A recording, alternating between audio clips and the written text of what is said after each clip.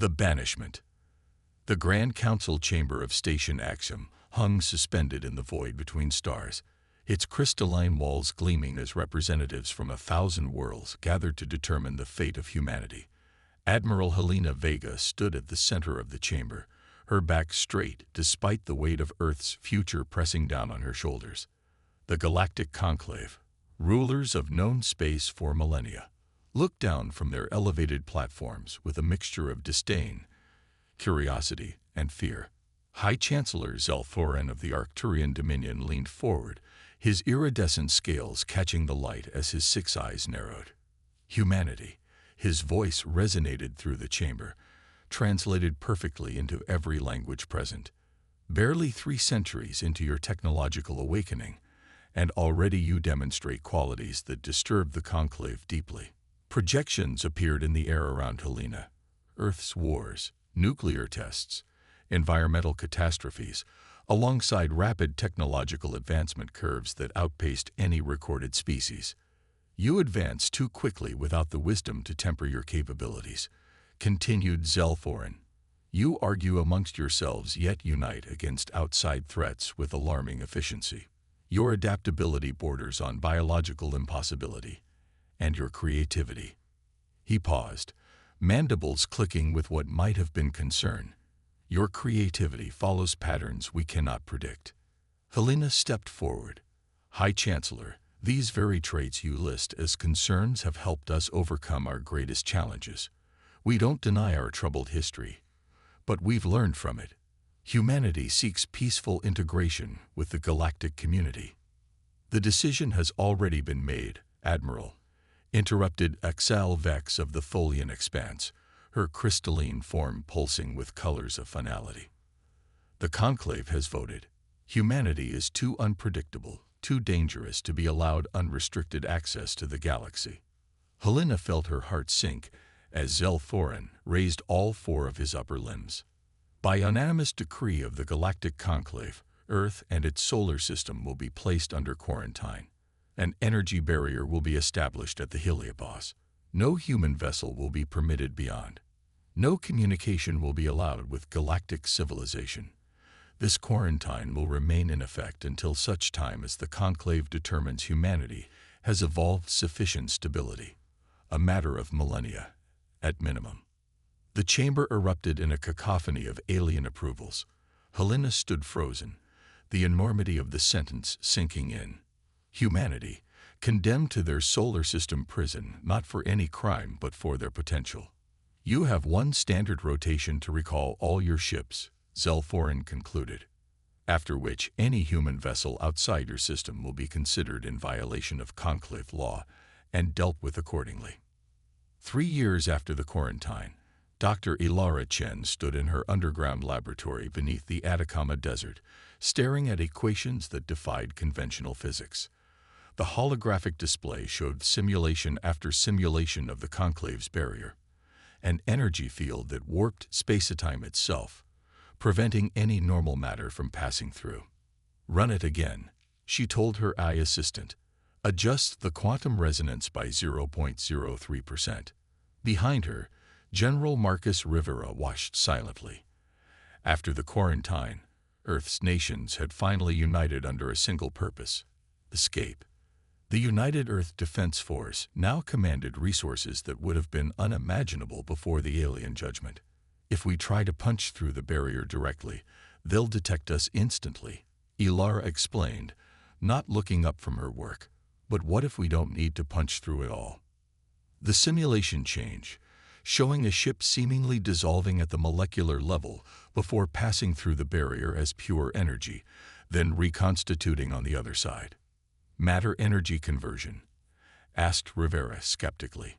That's centuries beyond our technology. Ilara smiled, brushing a strand of gray hair from her eyes. Not conversion. Phasing. The barrier operates on specific quantum frequencies. If we can shift our ships to operate just slightly out of phase with those frequencies, we'd be invisible to their sensors, Rivera finished, eyes widening. Exactly. They're so advanced they've become complacent. They can't imagine solutions outside their established science. Ilara gestured to the simulation. We need 5 more years. Then we can walk right through their front door, and they'll never know we've left. Captain Soren Kagawa held his breath as the experimental ship Icarus approached the barrier. Through the view screen, it appeared as a faint shimmer against the starfield, the edge of humanity's prison. Phase drive ready, reported Lieutenant Maya Okafor from the engineering station. Quantum signature shifting to 0.37 from standard baseline. The bridge crew of 12, representing Earth's finest minds and most skilled operators, watched in silence as the ship began to glow with a soft blue light. The sensation was strange, like existing and not existing simultaneously. Approaching barrier in 5 seconds, announced Navigator Chenwei. Soren gripped his chair arms. 8 years of work, trillions in resources, and humanity's future all rode on this moment. The Icarus touched the barrier and slipped through like a ghost through a wall. "We're through," Maya shouted, unable to contain her excitement. Phase drive stable. No alarm signals detected. Cheers erupted across the bridge as Soren stared at the unfiltered stars ahead. The first human in history to see the galaxy beyond the quarantine. Secure from phasing, he ordered once they were safely beyond detection range. "Begin stellar mapping. Let's see what's out there." The colony ship New Horizon descended through the atmosphere of Proxima Centauri, now named Haven, carrying the first 5,000 human colonists. It had been 15 years since the Icarus broke through the barrier, and humanity had moved with remarkable speed and secrecy. Governor Amara Ose stood on the bridge, watching as the ship passed through clouds to reveal a landscape of rusty mountains and turquoise lakes. The planet was Earth-like enough to support human life with minimal terraforming, and its location, just over 4 light-years from Earth, but in the opposite direction from most conclave traffic, made it ideal for humanity's first extrasolar colony. "Begin landing sequence," ordered Captain Renault, "and maintain phase cloaking until we're on the ground." The phase drive technology had advanced rapidly. Now, entire colony ships could slip through the barrier undetected, carrying with them the seeds of humanity's future. Over 50 exploration vessels were mapping the stars beyond Sol, carefully avoiding conclave patrols and established trade routes. "We've come a long way," said Admiral Rivera, now gray-haired but still commanding, standing beside Amara. "This is just the beginning," she replied, watching the surface approach. "The Conclave thinks they've contained us, but they've only forced us to evolve faster. In trying to cage humanity, they've created something far more dangerous, a humanity that has nothing to lose." As the New Horizon touched down on alien soil, Rivera's communicator chimed. The message was brief but would change the course of human history. "Admiral, Scout Ship Pathfinder has discovered something at coordinates 227.892. Some kind of ancient alien technology. Nothing like the Conclave's. And sir, it's still active." Deep in uncharted space, the Scout Ship Pathfinder hovered beside what appeared to be a derelict space station. Its architecture was unlike anything in Conclave records, organic curves and impossible geometries that seemed to bend reality around them. Commander Lian Zhao floated through the alien corridors in her EVA suit, helmet lights illuminating surfaces that seemed to shift and change when not directly observed. "Carbon dating puts this structure at approximately 50,000 years old," reported Science Officer Tariq Hassan through the comm. "But there's still power flowing through its systems." "Any sign of who built it?" asked Lion, approaching what appeared to be a central chamber. "None in Conclave records. This may predate their civilization." The chamber walls were covered in symbols that resembled flowing water or perhaps neural networks. At the center stood a pillar of dark material that seemed to absorb light rather than reflect it. "I'm detecting quantum fluctuations similar to our phase drive," said Tariq with mounting excitement, "but far more sophisticated." Leyen approached the pillar cautiously. As she did, it began to glow with a soft purple light, and the symbols on the walls pulsed in sequence. "It's responding to your presence," Tariq said urgently. I think it's activating. The pillar suddenly projected a holographic display, star maps, mathematical equations, engineering schematics for technology beyond human understanding. But somehow, Lion found she could comprehend it. "My God," she whispered, "I can read this.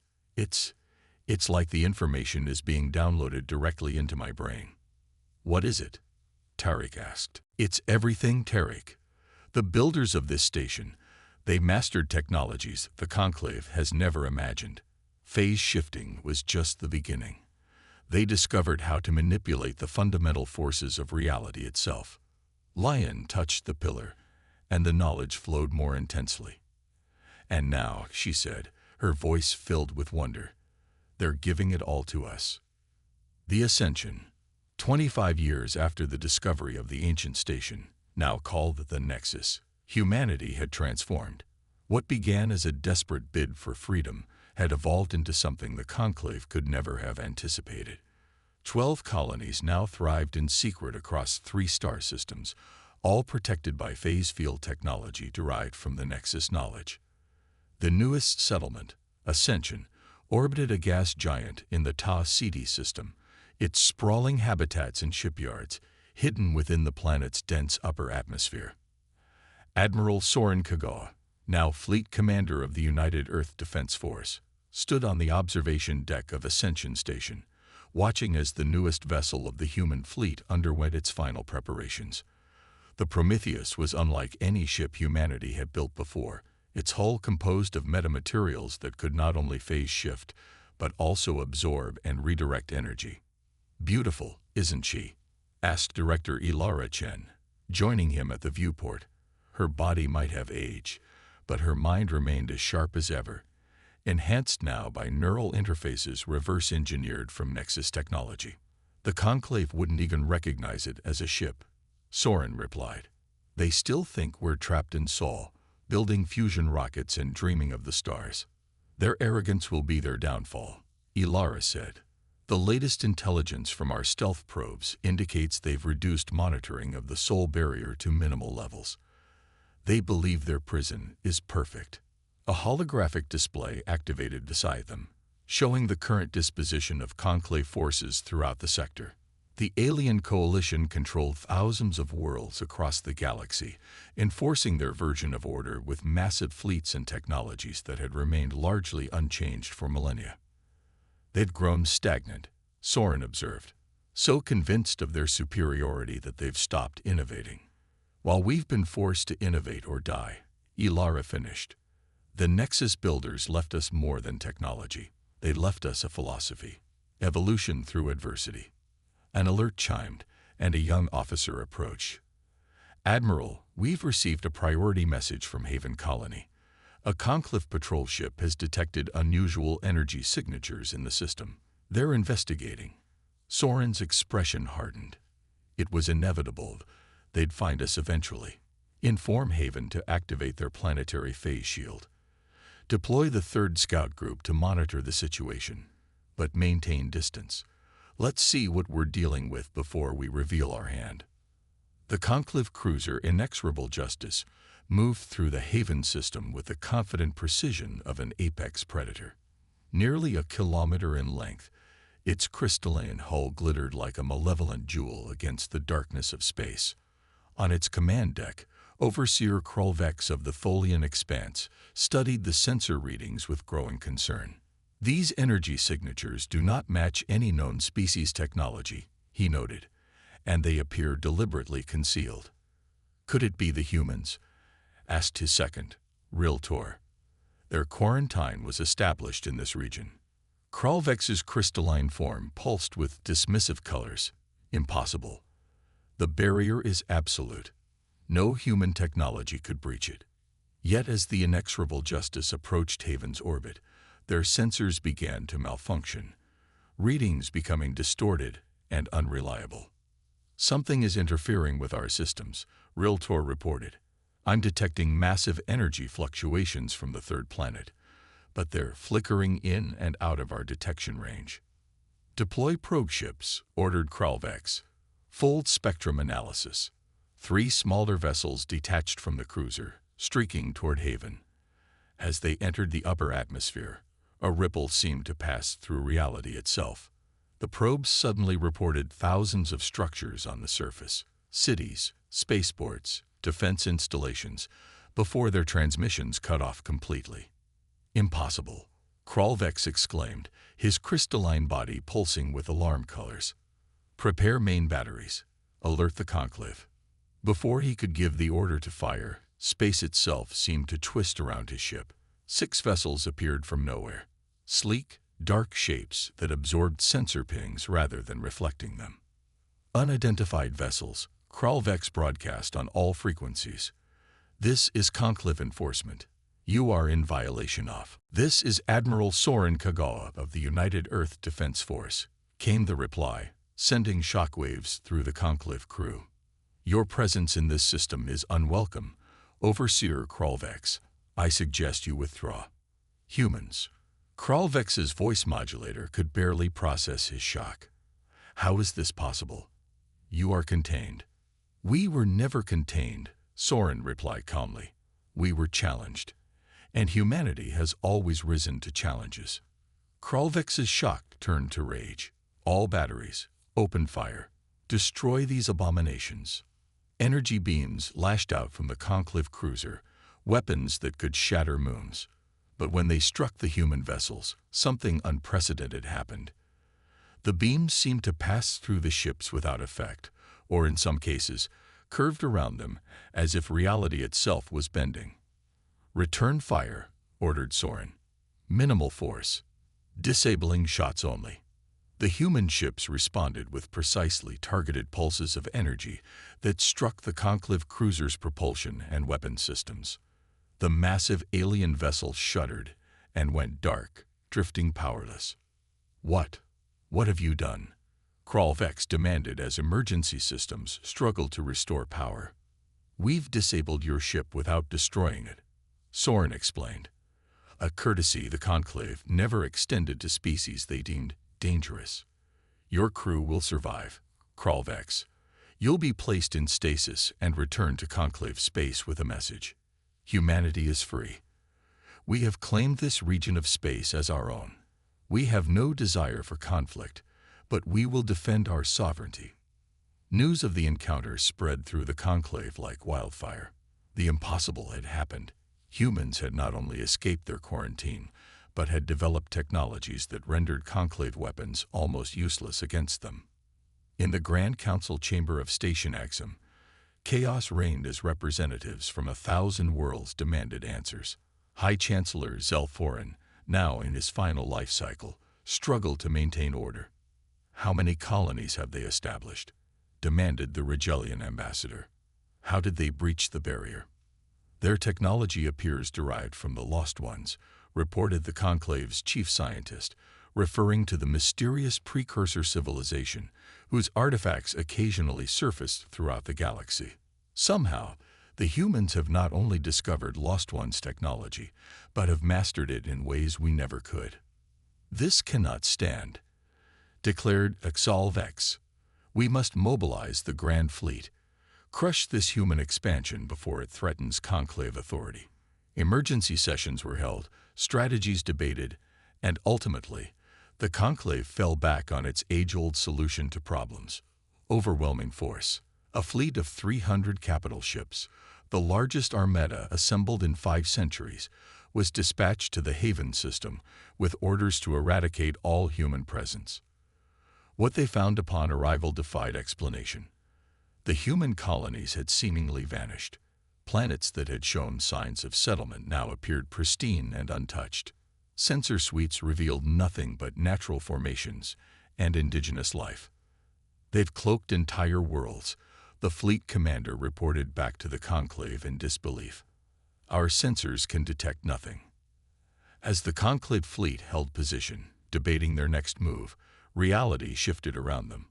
Not just 6 ships this time, but hundreds materialized from seemingly nowhere.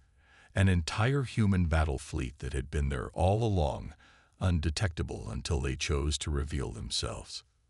At their center was a vessel unlike any seen before, the Prometheus. its hull absorbing light rather than reflecting it, creating the impression of a ship-shaped void in space. "This is Fleet Admiral Helena Vega of the United Earth Alliance," came the transmission across all conclave frequencies. "You have entered sovereign human space with hostile intent. This constitutes an act of war against humanity and our allies." Allies? The conclave fleet commander's confusion was evident. What allies? As if in answer, additional ships began to appear alongside the human fleet, vessels of varied designs representing species from across the galaxy. The Novan Collective, a species of energy beings the conclave had dismissed as primitive. The Drew technocracy, master engineers who had withdrawn from conclave politics centuries ago. Even the reclusive Zithri, whose homeworld existed partially in another dimension. While the conclave was busy containing us, Helena explained, "We were busy making friends. Many species have suffered under your rigid control, denied the right to develop along their own evolutionary path. Together, we offer a different vision of galactic society, one based on cooperation rather than control, diversity rather than conformity." The conclave fleet, for all its numerical superiority, found itself outmatched by technologies they barely comprehended. When the battle came, it was brief and decisive. Human phase-shift weapons bypassed conclave shields completely. Zithri dimensional charges teleported entire sections of enemy ships into empty space. Novan energy manipulators shut down conclave power systems with impossible efficiency. Within hours, the mighty conclave armada was neutralized without a single ship being destroyed. 5 years after what historians would call the Battle of Haven, Helena Vega stood once again in the council chamber of Station Axiom. But this time, she was not a supplicant facing judgment. She stood as the elected chancellor of the United Galactic Alliance, a new interstellar coalition that now included over 30 former conclave worlds and dozens of previously marginalized species. The old conclave leadership had been removed, their rigid hierarchical system replaced with a more representative council. Zelthorin and his inner circle had been granted amnesty, allowed to retire to their homeworlds with dignity, a mercy they would never have extended to others. The quarantine of Earth was meant to be our end. Helena addressed the assembled representatives. Instead, it became our beginning. In isolation, we found innovation. In adversity, we found strength. And in the stars, we found not only freedom but friendship. She gestured to the diverse assembly, beings of crystal, energy, gas, and countless forms of matter. Some existed partially in other dimensions, some communicated through color or chemical exchanges. Yet all had chosen to join the alliance. The conclave feared difference. They saw the unpredictable nature of humanity as a threat to their order. But the universe is not orderly by nature. It is chaotic, diverse, and constantly evolving. By embracing this truth rather than fighting it, we have created something stronger than the conclave ever was. As she spoke, stations throughout the galaxy were being reconfigured. The barriers that had once imprisoned humanity were being repurposed as defensive shields for vulnerable worlds. Nexus technology was being shared with all Alliance members, elevating countless species to new technological heights. Humanity was cast out, Helena concluded, because we were different, because we were unpredictable, because we refused to be confined by limitations others accepted. Those very qualities led us not to destruction, but to the stars. And now, together with our allies, we will build something the galaxy has never seen before. A civilization that celebrates difference rather than fears it. As the chamber erupted in approval, Helena gazed out at the stars beyond the station's crystal walls. The human journey had only just begun. Exploration ships were already pushing beyond known space, seeking new civilizations and ancient mysteries. The Nexus builders remained an enigma, their ultimate fate unknown, perhaps a mystery humanity would one day solve. The galaxy had tried to contain humanity. Instead, it had only guaranteed their ascension.